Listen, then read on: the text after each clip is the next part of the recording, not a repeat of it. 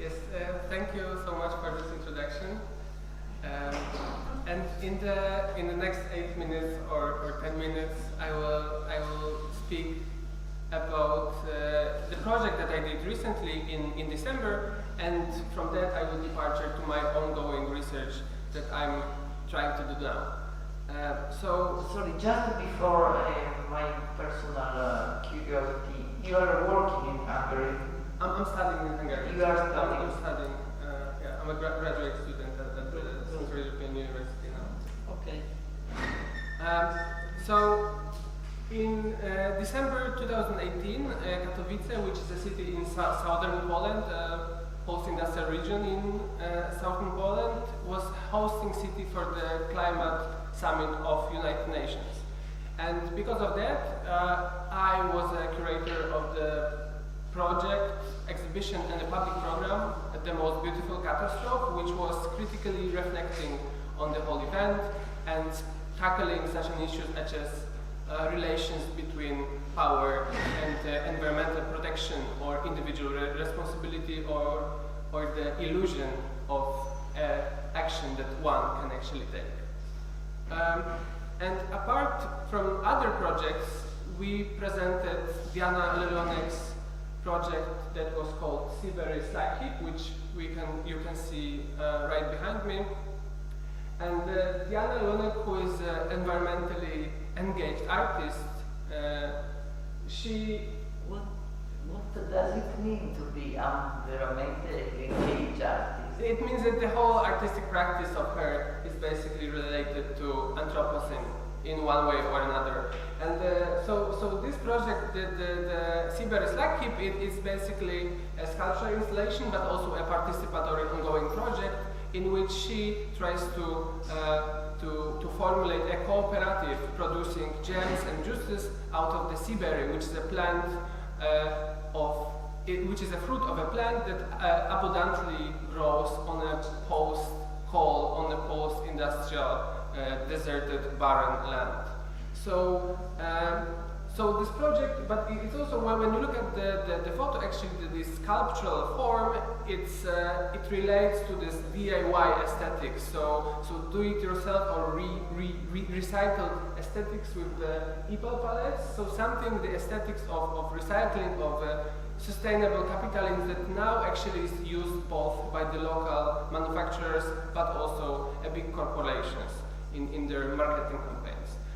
So this project, from its very beginning, the idea was to reach out to the wider audience and to go out of the gallery White Cube. So when the artist, when she was invited to participate in something that was called A Good Climate, so that was a pavilion built in the city center of Katowice and financed by the municipality, by the city, in order to bring up environmentally, let's say, themed discussion to the public. So they invited the artist, and she agreed, of course, because she wanted to reach out.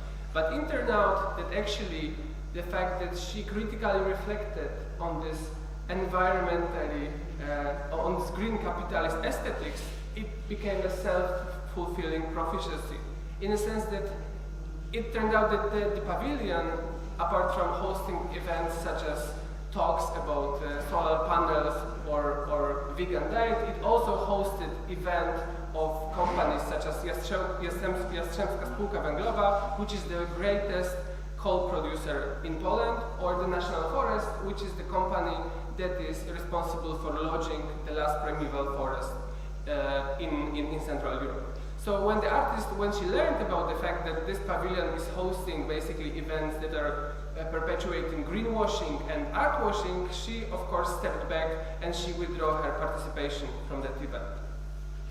But this whole dichotomy between aesthetical and the political, and between what the institution claims to be doing and what it actually does, it was a beginning of the other conversation. So it was a departure point for us to think of how misleading this aesthetic of health or recycling or sustainability can often be.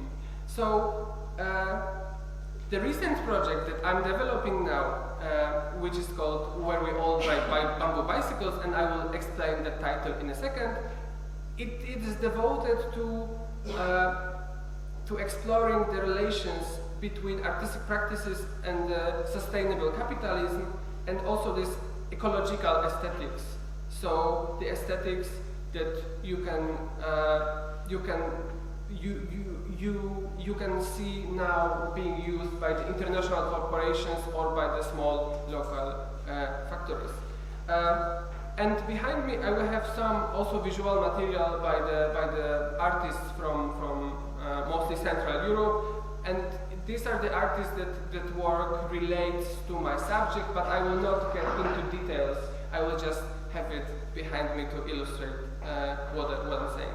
So the materials such as straw, recycled wood, or recycled plastic, or cardboard for that matter, fruit crates, or as I mentioned before, these EPAL palettes, together with the zero waste holistic approach, in just a few years it shifted from the alternative spaces or squats or community centers to mainstream, such as catwalks or fancy concept stores.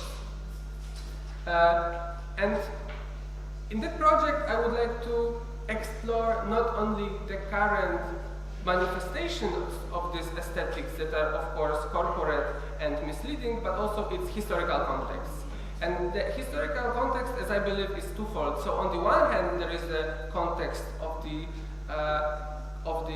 situation of the constant shortages in the socialist or developing countries, where this DIY approach of recycling was actually coming from the fact that the economy was not capable of producing things that were good enough. And on the other hand, that there is a situation of the capitalist economy in which this DIY love for craftwork, for example, emerges as a response to the unified industrial production, and it's supposed to produce something that is unique and something that contradicts this boring unified capitalist product. So by tackling this aesthetics of health, recycling, joyful appreciation of nature, seemingly this project is also about tackling the paradoxes and appropriations of the system that we live in. A system in which the weakest, so maybe we or the consumers in general, we are believed that the ecological collapse is up to us, and the weakest are to carry the burden of the potential ecological collapse. So the consumers, as they are believed that actually consuming more but the right things produced in a particular way is the only way to actually save the planet. So through tackling this commercialized aesthetics, it is about tackling the paradox of impossibility of thinking outside of the particular system. So it is about this impossibility and identifying the fact that this system is able to appropriate everything.